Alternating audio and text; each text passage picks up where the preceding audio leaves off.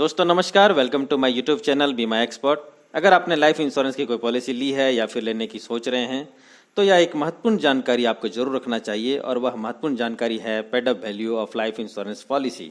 Life insurance policy insurance company और policy holder के बीच एक कॉन्ट्रैक्ट होती है और जब आप पॉलिसी लेने के लिए प्रपोजल फॉर्म साइन करते हैं तब यह सहमति बनती है कि यह आपका सम एश्योर्ड है, बीमा धन है जो इतने वर्ष के टर्म के लिए है और उसके लिए आपको इतनी प्रीमियम पे करनी है। अब इस पॉलिसी के साथ 3 स्थितियां उत्पन्न हो सकती हैं जो आपने बाय की है। पहला, पॉलिसी होल्डर समय पर अपना प्रीमियम भरते रहें और पॉलिसी टर्म खत्म होने पर उन्हें मैच्योरिटी मिल जाए। मैच्योरिटी पर जो उन्हें मिलेगा वह होगा sum assured plus bonus plus final additional bonus if any. It may vary according to the feature of the policy. दूसरा केस यह हो सकता है कि पॉलिसी होल्डर की दुर्भाग्यवश मृत्यु हो जाए, तब नॉमिनी को जो मिलेगा वह होगा death sum assured plus bonus plus final additional bonus if any.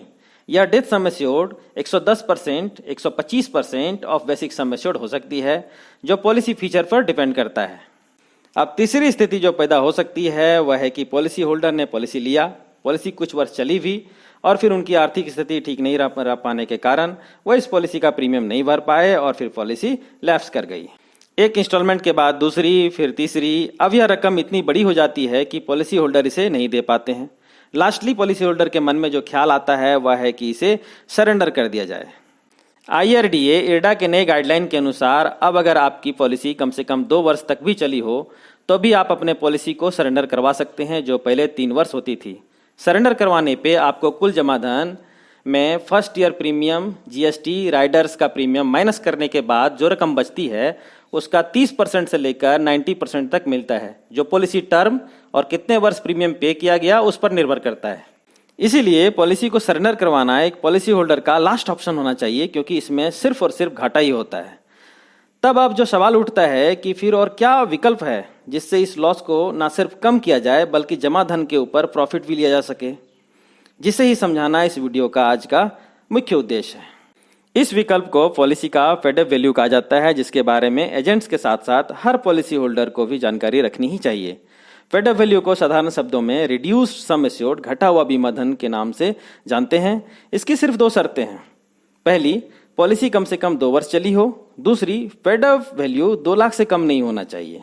आइए अब इसे एक छोटे से उदाहरण से समझते हैं। सपोज आपने 10 लाख सम एश्योर्ड की एक पॉलिसी 20 वर्षों के लिए ली है जिसका प्रीमियम 30,000 हाफ ईयरली है। फाइनेंशियल प्रॉब्लम होने के कारण यह पॉलिसी में मात्र 10 इंस्टॉलमेंट ही प्रीमियम जमा हो पाया, यानी पॉलिसी सिर्फ 5 वर्षों तक ही चल पाई। अब इस पॉलिसी की अगर यहीं पर सरेंडर कर दी जाती है तो सरेंडर फैक्टर के हिसाब से इसमें आपको करीब 1 लाख रुपए से लेकर 1,20,000 रुपए तक ही मिल पाएगा, जबकि आपका जमा धन 3 लाख रुपए का है। अब अगर इसी पॉलिसी को पेड अप पॉलिसी के लिए छोड़ दिया जाता है तो इसका सिंपल फॉर्मूला है बीमा धन इनटू जितना इंस्टॉलमेंट आपने पे किया डिवाइडेड बाय कुल इंस्टॉलमेंट संख्या जो एक्चुअल में पे किया जाना था। अब आइए इस केस में देखते हैं। 10 लाख रुपए जो कि इसका बीमा धन है इनटू 10 डिवाइडेड बाय 40 जो कि इसका कुल इंस्टॉलमेंट है। 20 वर्षों की पॉलिसी है हाफ ईयरली, तो 20 गुना 2 बराबर 40 इंस्टॉलमेंट। 10 चका 40 और 4 भागा 10 लाख बराबर 2,50,000 रुपया होता है। अब यह 2,50,000 रुपया इस पॉलिसी का पेड अप सम एश्योर्ड हो गया है। इस पॉलिसी की मैच्योरिटी और डेथ बेनिफिट सभी अब इसी घटे हुए सम एश्योर्ड पर ही कैलकुलेट होगा। मैच्योरिटी होने पर 2,50,000 रुपया प्लस बोनस पे होगा, वहीं इन केस ऑफ डेथ 2,50,000 रुपया प्लस बोनस पे किया जाएगा।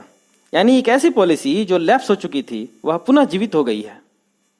इसलिए बेहतर यही है कि पॉलिसी का प्रीमियम नहीं भर पाने की स्थिति में कम से कम इस बात का ख्याल अवश्य रखा जाए कि आपकी पॉलिसी पेड अप पॉलिसी में कन्वर्ट हो सके। वीडियो की इन्फॉर्मेशन अच्छी लगी हो तो एक लाइक करके हमारे इस प्रयास को जरूर सराहें।